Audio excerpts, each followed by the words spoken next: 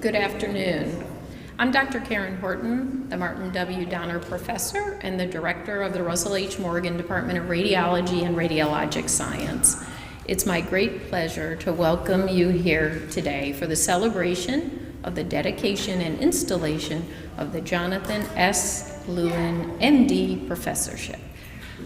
We are honored to be joined here today by several distinguished guests, including Dr. Ted Duis, the Francis Watt Baker and Lennox D. Baker Jr., Dean and the CEO of Johns Hopkins Medicine, as well as a representative of the Board of Trustees of Johns Hopkins University, Michael Rosenbaum, who will officially accept the professorship on behalf of the university. I'm especially delighted to welcome Dr. Jonathan Lewin, former director of our department, along with his wife, Dr. Linda Lewin, his daughter, Sarah, his son, Ben, and daughter-in-law, Molly.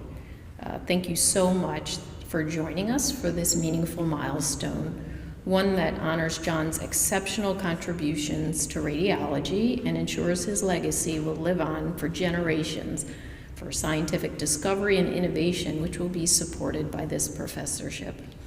We're also grateful to John's many friends and family members who have traveled from near and far. We have people from New York, Florida, Massachusetts, and Texas to be with us today. This day would not have been possible without the generosity of our donors, alumni, faculty, and friends. At the back of your program, you'll see there's a list of individuals whose contributions help make this professorship a reality. I would also especially like to thank John and Linda for their unwavering commitment to the department and for the pivotal role they played in creating this professorship. I'd also like to extend a warm welcome to the inaugural recipient of the Jonathan S. Lewin, MD Professorship, Dr. Peter Barker, along with his daughters, Kathy and Stephanie, Stephanie's partner, Stu, and Kathy's sons, Robert and Roman. I think I got that right. And Peter's brother, John, who has also joined us from the United Kingdom. Peter, John, and I agree that there is no one more deserving of this than you. You're surrounded today by friends and colleagues from the Department of Radiology and across the entire institution. That presence reflects the respect and admiration you have earned as a leader in research and also as a colleague who continues to inspire. We're fortunate to have many other esteemed guests with us today, including Dr. William Brody, former director of the Department of Radiology, president emeritus of Johns Hopkins University, Dr. Elias Zerhouni, former director of radiology and executive vice dean, and his wife, Dr. Nadia Zerhouni, Mr. Ron Peterson, former president of the Johns Hopkins Health System, Mr. Rich Grassi, former senior vice president and CFO, and Dr. Michael Clagg, dean emeritus of Johns Hopkins Bloomberg School of Public Health. Today is a proud and historic day for our department. The Lewin Professorship will serve as a lasting tribute to John's commitment to research, education, and training the next generation of radiology leaders. Endowed professorships like this one are essential. They help us recruit and retain top faculty and ensure our continued excellence as exemplified by Peter Barker. It's also fitting that we are gathered here today beneath the 1905 portrait by John Singer Sargent, which depicts Drs. Welch, Halstead, Osler, and Kelly. Those were the founding fathers and founding physicians of Johns Hopkins School of Medicine. That portrait was commissioned by Mary Elizabeth Garrett. She was a pioneering philanthropist whose generosity allowed the medical school to open its doors. Her impact was far-reaching. She specified that the school needed to establish entrance standards for admission, which was a revolutionary concept at the time. She also made the admission of women a condition of her gift to the school. That was an unpopular concept at the time. Mary Elizabeth Garrett's portrait serves as a reminder of the bold spirit of innovation and inclusivity upon which Johns Hopkins Medicine was founded, and John Lewin has embodied that spirit throughout his remarkable career. Because endowed professorships are held and administered by the university, it is now my pleasure and honor to introduce Dr. Ted Duis, Dean of the Medical Faculty and CEO of Johns Hopkins Medicine, to present the professorship to the university.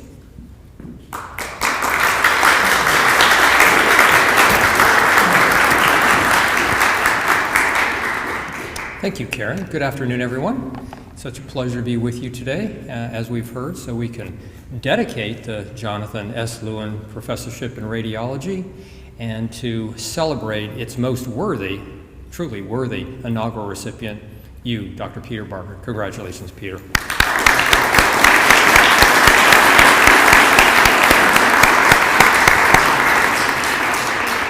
Professorships are like one of the couple really pleasant things that I get to do these days. And so I'm going to hope this is going to last all evening long. But they're also, I think, so important because they do provide us just that moment in time to say, why is Johns Hopkins so special? And there are many reasons, but the professorship sort of focus on it because it's about excellence and the pursuit of excellence. It's about dedication, perseverance, collegiality, all that get wrapped up into one thing that allow us to pursue improvements in the human condition, Peter. And I think that's why it's so really important. And to see Linda and John Lewin here today, it's just a real pleasure. Thank you guys for being here. And thank you for helping make this day special. And as Karen noted, all the other folks here in the room and elsewhere who also contributed to make this special day for us all. John and I spent many hours around boardrooms and conference rooms and various topics. And that's why I think this one, Peter, is so important that and I think Karen slightly reflected this about John, because at least from my lens, one, of course, we could talk about all his wonderful accomplishments in leadership. I was trying to think, was it 2016 that you left Hopkins? So 2016 to 2022 at Emory. And I'm going to look down and make sure I got that right. So Executive Vice President for Health Affairs at Emory, Executive Director of the Woodruff Health Sciences Center, and CEO and Chairman of the Board of Emory Healthcare. And for those of us who were watching from the outside once he left, of course he took an already storied institution and continued to make it grow, John, but also what you were doing on a national level. People watching that and other things you were doing was really very impressive. And of course, John had his time here at Hopkins as the role that Karen now has as the Donner Professor and Director of the Department of Radiology and Radiologist in Chief, can't forget that, of the Johns Hopkins Health System. And John's impressive credentials, as much as they may be, and they are, and I didn't even get into all your scientific ones, John, when I was putting this together, I think it's more relevant today, again, since it's Peter coming into this, it's the style or the manner in which you have accomplished those things. As I said, John and I have spent many hours around things, and excellence, yes, as I talked about at the top, really clear vision, but John's affability, when you're at that table, often with some controversial topics, that can be disarming to people who are coming with different perspectives, and John, always somebody who had that, who would listen very closely, and try to drive in a collaborative sense, again, back to that point of Hopkins, what it is we need to do to get something together in a better place. So John, for those of us who have got to work with you for a long time, it was a pleasure, truly. And I think that this particular professorship, and you, Peter, I think that marries perfectly because while Peter and I don't know each other particularly well at all, of course I know lots of people who've worked with you for a long time, and I think that issue, that spirited element, of course excellence, as I've said, comes across very clearly in the work that Peter's done. I think everybody in the world probably thinks, is there a better MR researcher in the world than you? I don't know, maybe. I don't know where they are or who they are.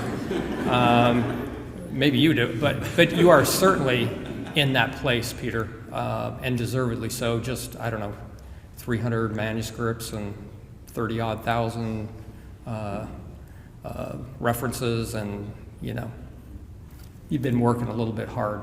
But it's the manner in which you've done, of course, your work, evaluating the brain in particular, and understanding new imaging, how to do that, and how ultimately that all drives to diagnosing and treating patients in some better way. But it's just not there. I mean, I know for a fact, given the oncology space in which I inhabited, to work with lots of folks in my domain, psychiatry, biomedical engineering, all as I was trying to reflect about John, trying in a collaborative nature to get, building a community to get to what was going to be important to all those patients that you would see and many, many, many thousands that you would not. And I think that's been reflected in many other ways, because one thing I learned about you is, and I didn't even know we had a Johns Hopkins Medicine tennis team. I had no idea. But apparently you've been leading the Johns Hopkins Medicine tennis team, and I guess thank you for that. I don't know if it's a winning record or not, but probably that reflects something of your competitive spirit, I suppose. But also, that your service on Faculty Senate is about the community still.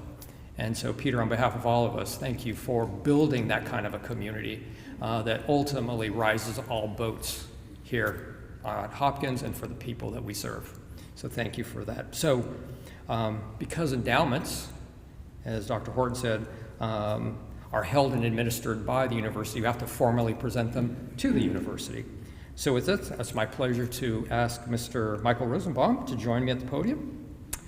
As Dean and CEO of Johns Hopkins Medicine, I formally present to you, Mr. Rosenbaum, the Jonathan S. Lewin, MD Professorship in the Russell H. Morgan Department of Radiology and Radiologic Sciences at Johns Hopkins. Congratulations.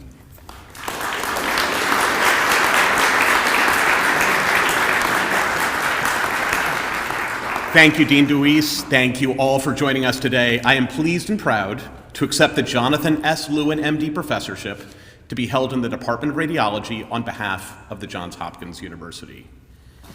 We talk a lot these days about the purpose of research universities, and endowed professorships and the people who hold them are the anchor and the heart and soul of those universities. This was the first research university, as I'm sure everyone here knows.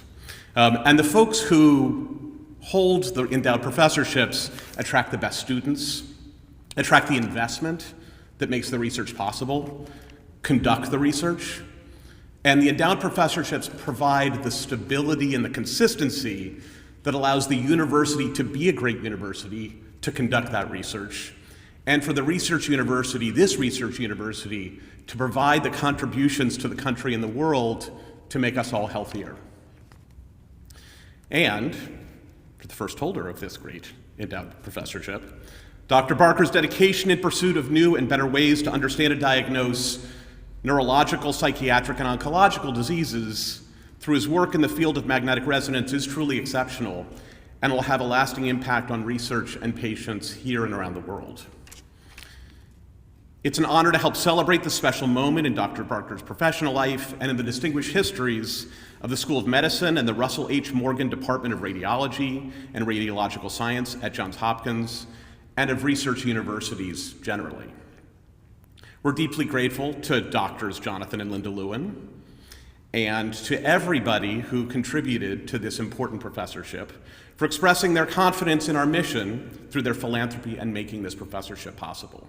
Dr. Peter Barker, warmest congratulations to you on behalf of the university for this tremendous honor, and I now invite Dr. Horton to return to the podium. Thank you.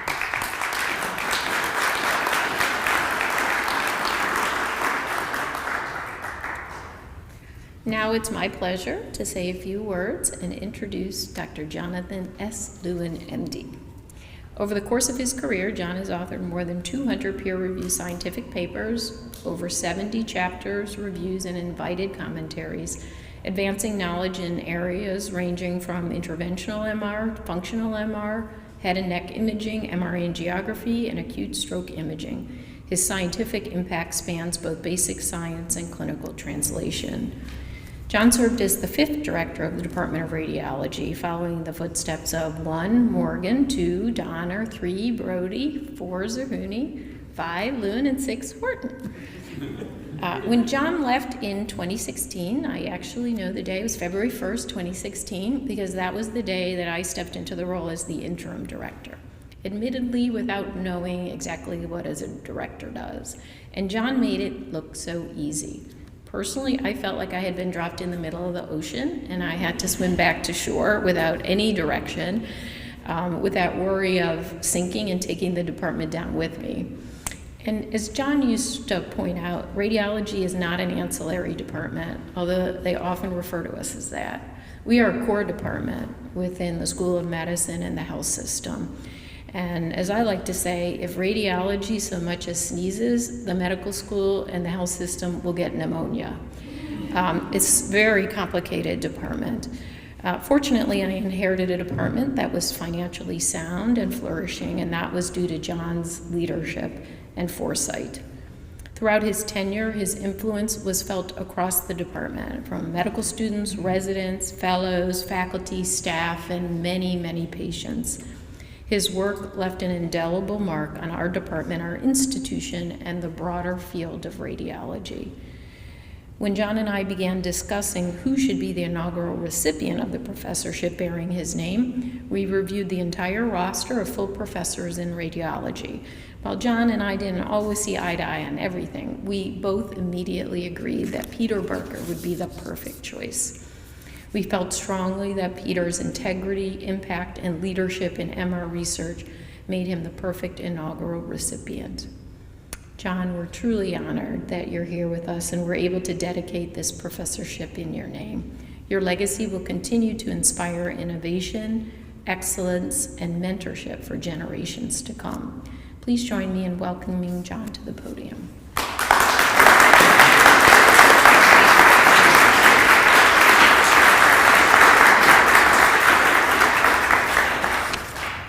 Well, boy, you know, with all these introductions, I actually took my pulse to make sure it wasn't a eulogy. But luckily, yeah, no, I am standing before you here.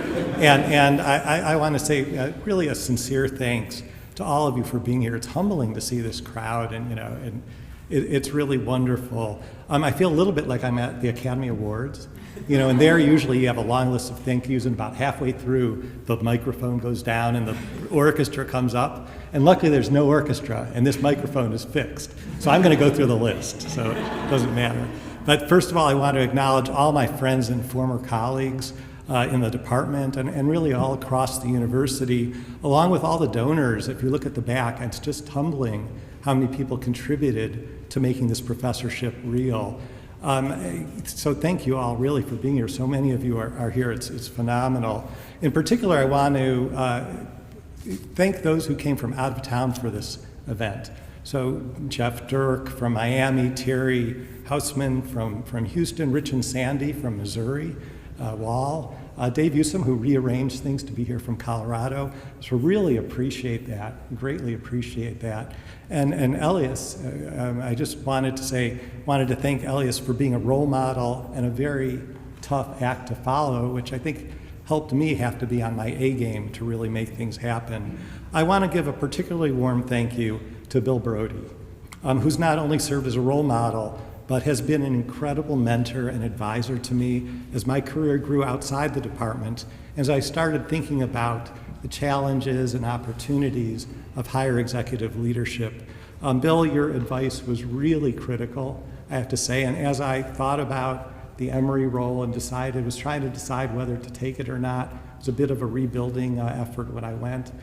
Bill, your comments were critical and made my transition into that role really helpful. So thank you so much in particular.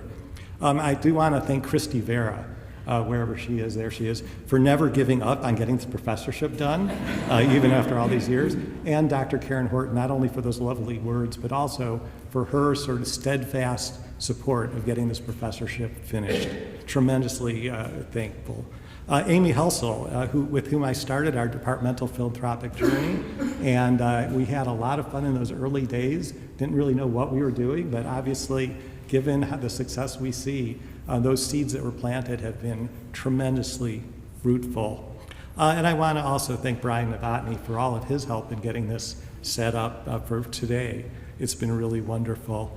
My career and the fact that this professorship exists at all to honor it would never have happened without the love and support of my family throughout this journey. And I'm particularly grateful to Linda, who's the love of my life, our daughter Sarah, who's here, her husband Johari, and our wonderful grandson Asher are still in New York, our son Ben, and his wife Molly. So thank you all in particular for being here. And as we heard from Mr. Rosenbaum, professorships like this are really core to what makes Hopkins great. And I never would have imagined the honor of having a professorship in my name during that career journey. You know, my career origin story really started just with a love of science, a love of technology as early as middle school. And then when I got to medical school, I discovered radiology and cross-sectional imaging, and it really just spoke to me. The opportunity I had originally right out of fellowship at Case Western Reserve University to run the division of MRI was really a stroke of luck. And in particular, since the prior research group run by Mark Hakey, who the MR guys here will all know, he had just been poached by WashU in Mallinckrodt, and he took the whole team with him, all the postdocs, grad students, and the programmers. So I had an empty building and no one there. And it was just what an incredible opportunity. But really the accelerant to my scientific career was about a year after I started at Case Western Reserve when Jeff Dirk joined the department. And Jeff and I made the best of friends, the best of research partners, and really grew the group together to an incredible level of productivity, collegiality, with an amazing culture of fun, laughter, respect, and accountability. So thank you, Jeff, for that. My growth into leadership was given its most important boost when I was nominated for the chair position here at Hopkins. And I suspect that there is someone in the room who may have sent in the nomination, so appreciate it. When I first got the letter, I had looked at a few chair positions. I wasn't really sure that I wanted to be a chair, but I got the letter from Hopkins, and I said to my boss, John Haga, I said, I don't think it's worth sending in my CV. I was 43, and I already knew I was, radiology is a small world.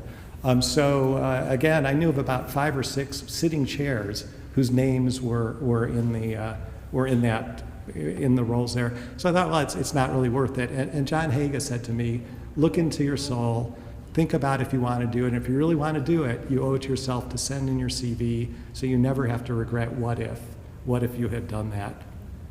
My friends were warning me about the folly of trying to follow Elias Zerhouni, and they said there's no upside to that. But regardless, I did send it in. The rest is history. I was offered the position by Dr. Ed Miller and had what was, strangely enough, a really enjoyable series of negotiating meetings with Rich Grassi. And again, I could not imagine enjoying meeting with the CFO of anything. And I have to say, for all 12 years, our monthly meetings together were some of my favorite meetings of every month. I always looked forward to it. I could not imagine having joined a department with a more intelligent, creative, and dedicated faculty than this department. And it was an incredible honor to have been able to do that. Nothing really could equal the joy, as fortunately, Karen, you have, of pursuing the mission of integrating clinical excellence with academic inquiry. And nowhere is this done as effectively as in Johns Hopkins Medicine. I need to thank Ed Miller, in addition to offering me the job, for first getting me more involved in higher leadership processes and decisions at the Johns Hopkins Medicine level, and a special thanks as well to Paul Rothman, who during my last 4 years gave me the experience of leading strategic planning and the process of integrating our community and hospitals and physicians along with developing service lines, which really provided all the experiences I needed to take. So when I did get to Emory, I really was confident in sort of all the tasks I needed to do in my CEO, EVP, and board chair positions. I could not have wished for a more fulfilling or impactful career. And seeing it capped with his professorship is truly remarkable. I'm incredibly thrilled to see Dr. Peter Barker installed as the inaugural Lewin Professor of Radiology. MR research and development has a special place in my heart. It is my greatest academic love, and one of the biggest attractions to Hopkins for me was knowing the MR research division, the work that Paul Bottomley, Peter Van Zyl, Peter Barker, Ergen Adelar, Derek Kreichman, Susuma Mori, and others were doing. These were the people I knew at Hopkins. And it was one of the real attractions to come and interview and really see the department. No doubt the national research environment has changed dramatically right now, and all of us in the research world know that. But I'm confident that this professorship will do its bit in helping Hopkins Radiology and the MR Research Division weather that storm, with this group remaining one of the top MR research programs in the world. So I just want to give a final thank you to all of you for being here. And to paraphrase Mark Twain, there are basically two groups of people: those who do great things and make a positive impact on the world, and those who claim to do so. The first group is much less crowded.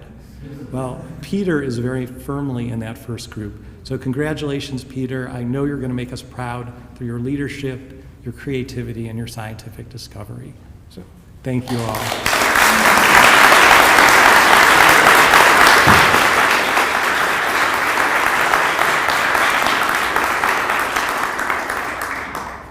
Thanks, John. Now I'd like to introduce Dr. Paul Bottomley, who will say a few words about Peter Barker.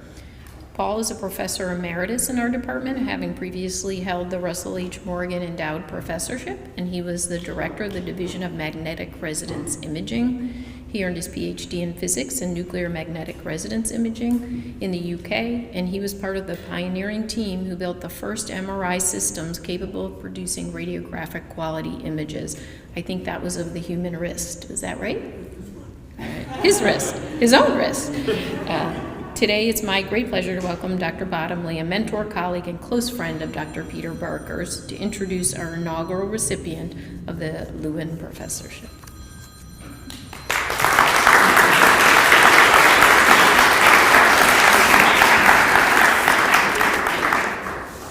Thank you very much. Excuse me. Good afternoon. And of course, I wish to warmly congratulate Peter Barker, who is a professor of radiology and oncology and current director of the Division of MR Research. And he will be the inaugural John Lewin Professor of Radiology. And as already hinted at, I think this chair is even more special, being named after John Lewin, who contributed so much to the Department of Radiology, and himself being a pioneer of interventional MRI, which is in itself amazing technology. Before the Dean awards the medallion, it's my pleasure to introduce Peter by sharing a few of his accomplishments. So Peter specializes in neuroradiology, in particular magnetic resonance spectroscopy, MRS for short, and MRI, that's imaging.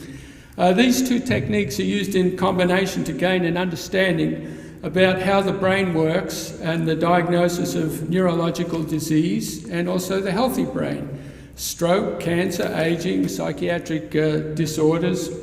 And MRS enables a non-invasive measurement of biochemicals, metabolites, in the living brain. So you can do this without doing a biopsy or anything. You can just go in and do a chemical analysis in vivo, in situ. So Peter has already said, so might be redundant, but anyway. Peter received his doctorate of philosophy, and that's not a PhD, by the way. He never got a PhD. He got a doctor of philosophy at Oxford University in England. He worked under Ray Freeman starting in 1983, and Freeman was actually himself one of the pioneers of nuclear magnetic resonance, which is shortened to NMR.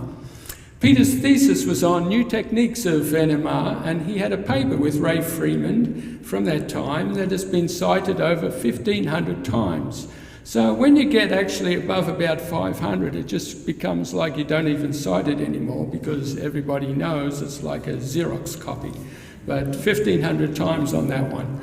But after graduating, Peter worked at the Huntington Medical Research Institute in California, starting in 1986, and then he came to Johns Hopkins Radiology in 1989. And his appointment then was within a predecessor division headed by Jerry Glickson, and that was also in the Department of Radiology. He left Johns Hopkins in 1994, and that was just the same time that I came back here from GE, so I guess he wanted to keep a wide avoidance. He went into the Department of Neurology. He left Hopkins just as I came back. He went to the Department of Neurology at Henry Ford Hospital in Detroit. Then in 1998, he came back here as well, and he went into Nick Bryan's division of neuroradiology as an associate professor of radiology. I guess he's still trying to steer clear of me or us. He did not join our MRI division, and I believe that was because he believed that neuroradiology offered the best opportunities for exploring clinical applications of brain MRS. That's what he told me anyway. He was promoted to professor in 2002, and in 2022, 20 years later, the whole of the MRS research section in neuroradiology was combined with the division of MR research, with Peter as its director after I retired. So, we see that Peter has been working in the field of MRS for 40 years. So if my mother were around, she'd ask, well, haven't you finished it yet? On the other hand, it seems that the more you look, the more you find, and what you find is quite useful.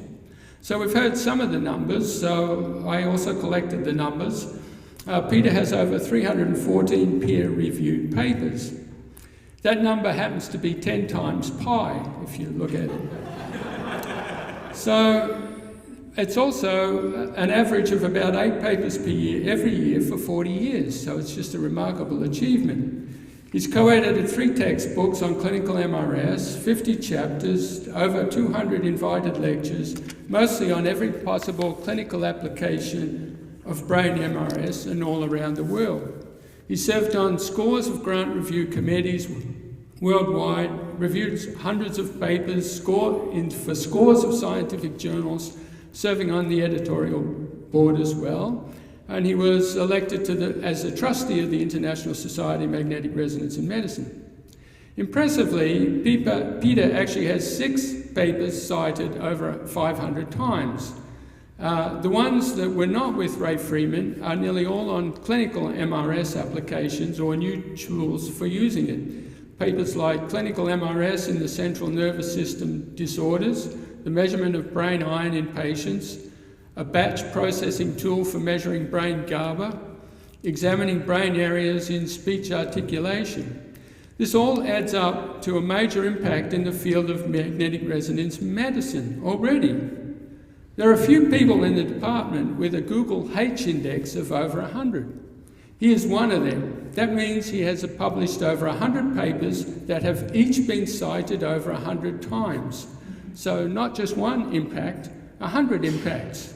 Well, as already said, actually 34,000 citations.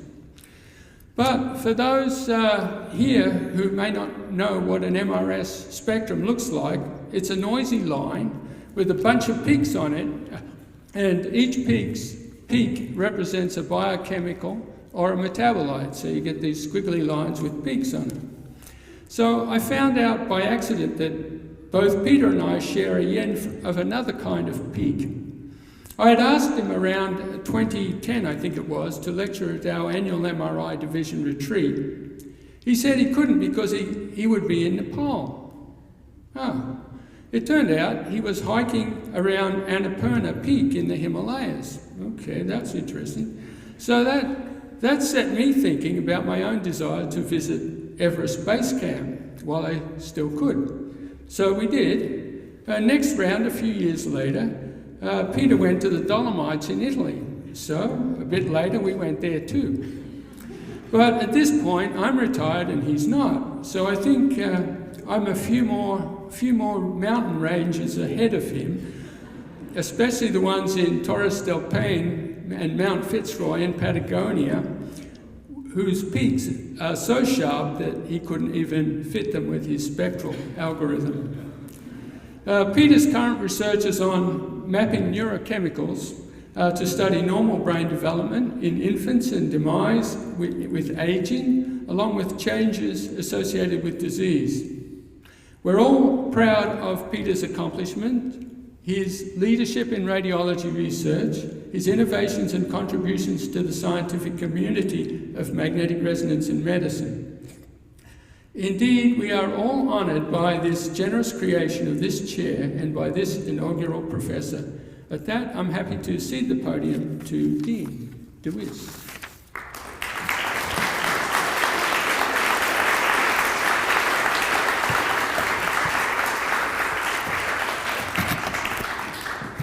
Paul, thank you for that. I had no idea about your own mountaineering or your Peter's. I spent half my life doing it. Had I known, I would have said far nicer things about you, Peter, than I have. But thank you for that, Paul.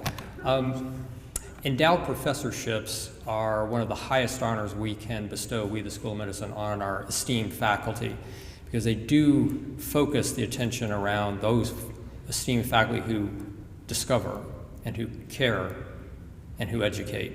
And Peter, you fall into all of those categories. And in these endowments matter because they enable us to hire, as you've heard, and to retain the faculty, like you, Peter, who drive this work forward on behalf of the university and ultimately shine lots of bright light on the rest of us here. So therefore, Peter, please join me. On behalf of the School of Medicine, and in celebration of your installation as the inaugural recipient of the Jonathan S. Lewin Professorship in the Russell H. Morgan Department of Radiology and Radiologic Sciences at Johns Hopkins, hearty congratulations, Peter.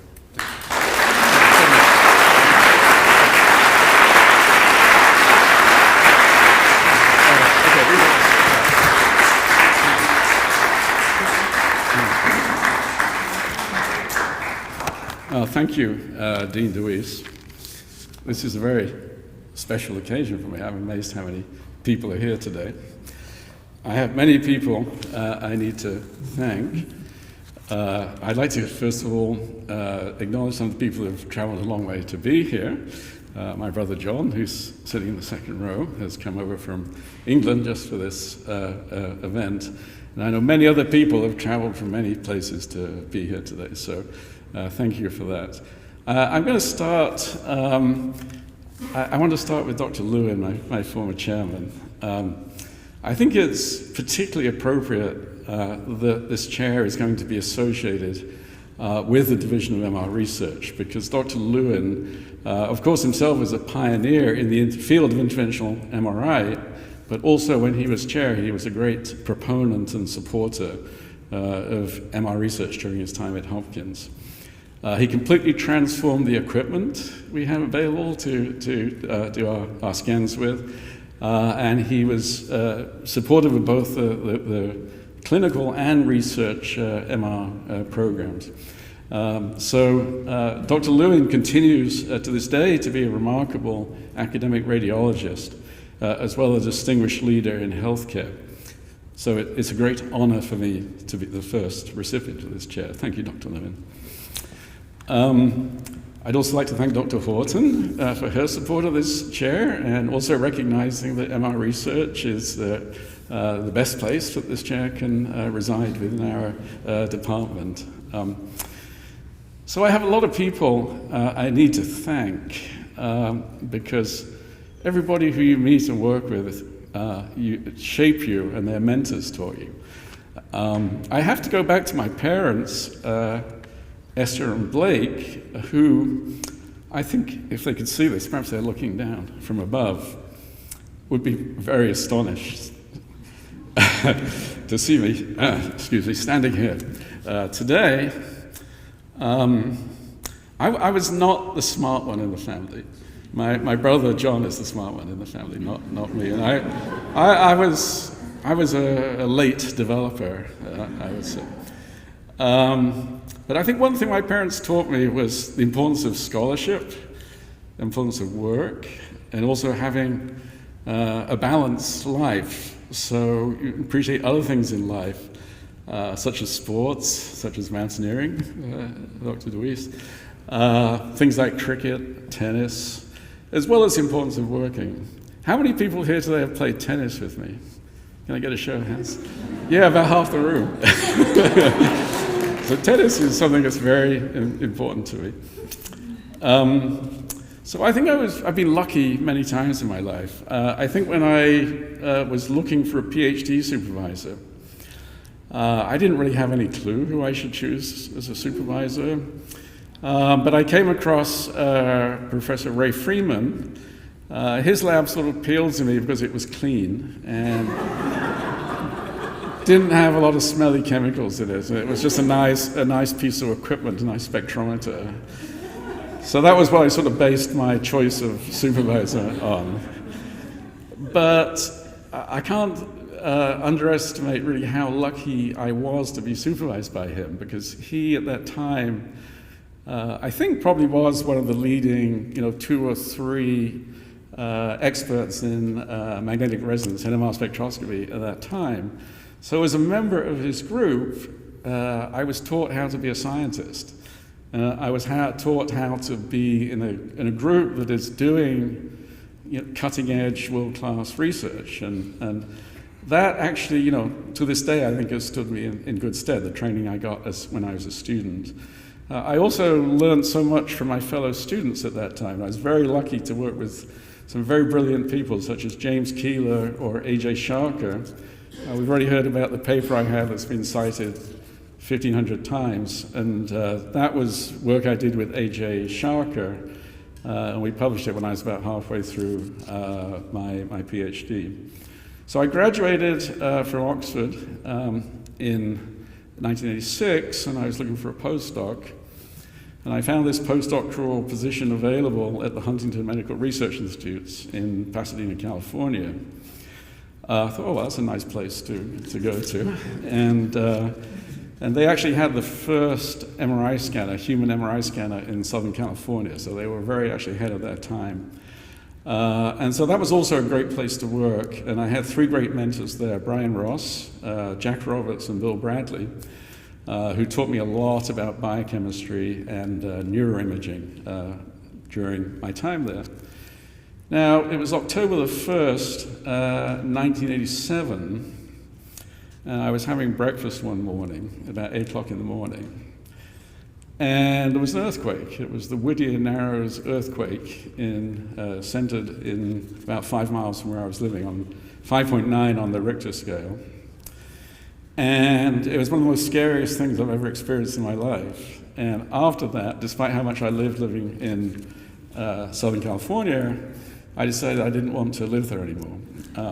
So my friend John Chatham, who was actually already here at Johns Hopkins, he told me that, oh, there's a vacant faculty position in radiology, why don't you apply for it? So I did, and so that's how I ended up in 1989 here in Baltimore. Clearly a much safer place than California. So I was hired by Jerry Glickson and also Bill Brody, and Dr. Brody, I'm so happy to see you here today. And I was given the task of developing clinical applications of in vivo MR spectroscopy, which at that time was a very new topic. And that's something I'm still doing to this day, 35 years later. The first week or so I was at Hopkins, I was just basically happy if I could find my way from the Wall Street entrance to the Nelson basement successfully without getting lost, because it was quite a challenge to do that. So I arrive at Hopkins, and then I start meeting people and working with people. Not long after I'd been here, I met a young Dutchman, a guy called Peter van Zyl, who I've been working with ever since. And I can't really describe in any words how much I owe to Peter, how indebted I am to him. We've worked together, and particularly his leadership of the FM Kirby Center has really built it, into my opinion, probably one of the best, if not the best, neuroimaging research centers in the world. And Peter, I look forward to you standing up here, hopefully sooner rather than later, getting your own endowed chair soon. So many people in the Kirby Center have been so instrumental to our success. And I'm just going to shout out a few names here. Probably a lot of the people hopefully are in this room, but there's Joe Gillen, Terry Brauner, Kathy Kahl, Ivan Akusevich.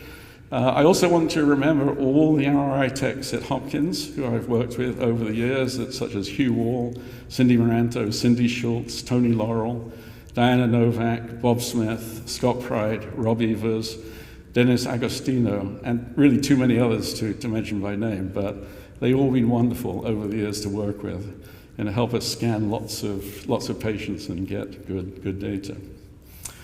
So we have quite a strong Dutch connection here at Hopkins, and also through Peter van Zyl, I got to meet another Dutchman, Jeff Down, who works at the NIH, and he's still there to this day.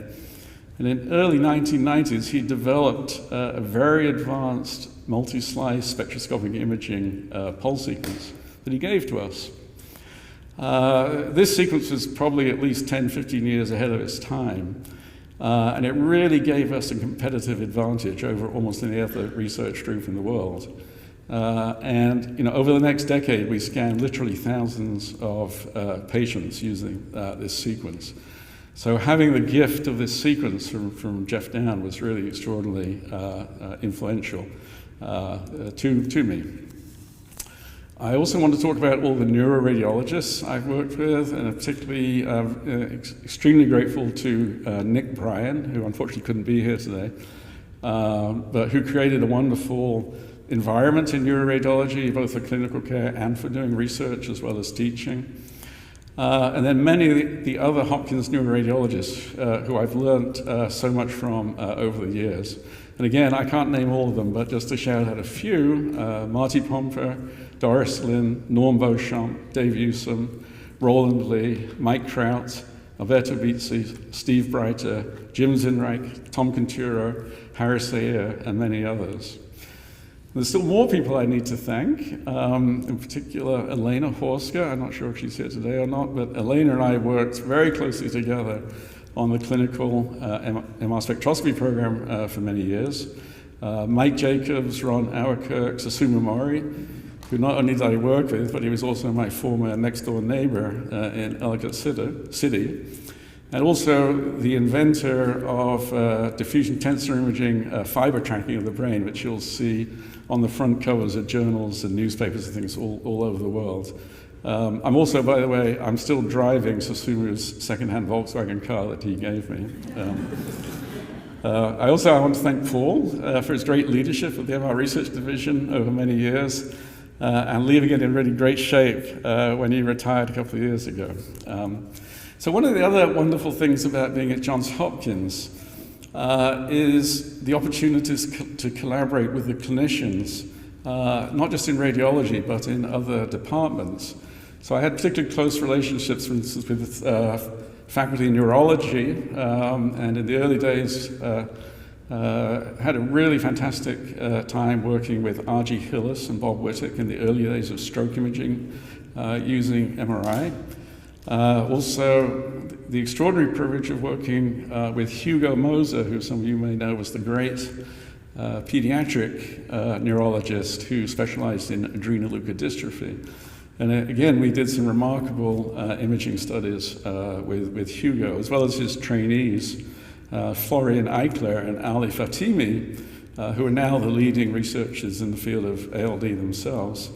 I'd also like to thank Richard Allen and Chris Early, who are world experts on restless leg syndrome, and also Justin MacArthur and Ned Sachter, who we did many studies on the neurological complications of HIV infection.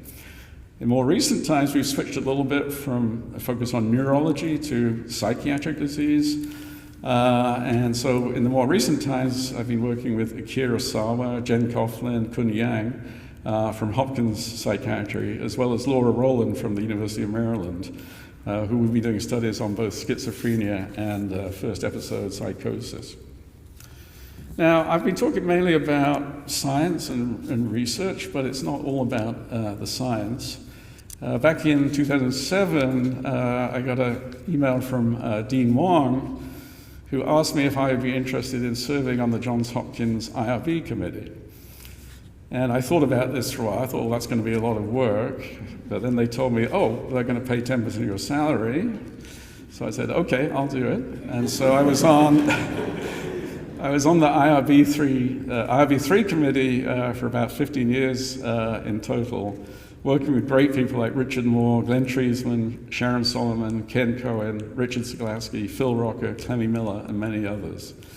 The surprising things about these meetings, in addition to them always being educational, but they're also a lot of fun as well, which I would never have guessed before I went on the committee. So I'm really speaking for too long, but I just have a couple more groups of people I'd like to acknowledge. I have to thank all the members of my group who I've worked with over the years. I've had 2 PhD students, Brian Sower and Kimberly Chan, who is totally brilliant, as well as many postdoctoral fellows, particularly Richard Eden, who's here today and is now actually full professor of radiology himself. David Monacamp, Mahavir Deonkar, Henry Zhu, Xin Wang, Anoop Marsman, Georg Olschner, who's also a faculty member in radiology now, Savetcha Pradhan, Min Wang, Adam Barrington, and Mikkel Poulsen, just to name a few. Finally, I need to thank the most important people, who are my family.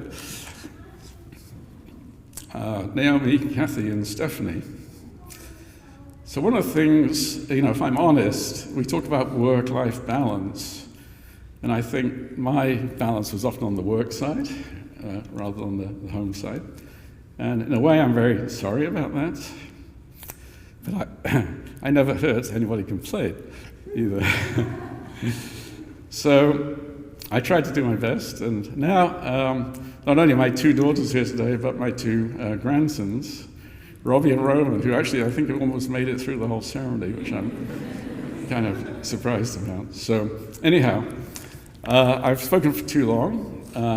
I did want to try and thank as many people as I could, who have all helped me so enormously, and thank you all for coming today.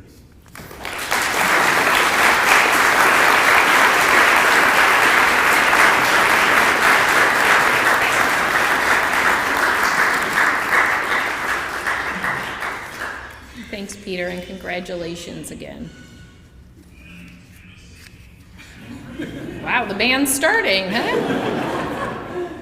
Today's ceremony has honored not only the extraordinary career of Dr. John Lewin, but also the remarkable contributions of Peter Barker and the power of legacy in American academic medicine. The establishment of the Jonathan S. Lewin, MD Professorship affirms our department's commitment to discovery, mentorship, and excellence in magnetic resonance research. It is also an important reminder of what is possible when vision, generosity, and leadership come together. On behalf of the Department of Radiology, I'd like to thank all of you for being part of this meaningful occasion. Thank you.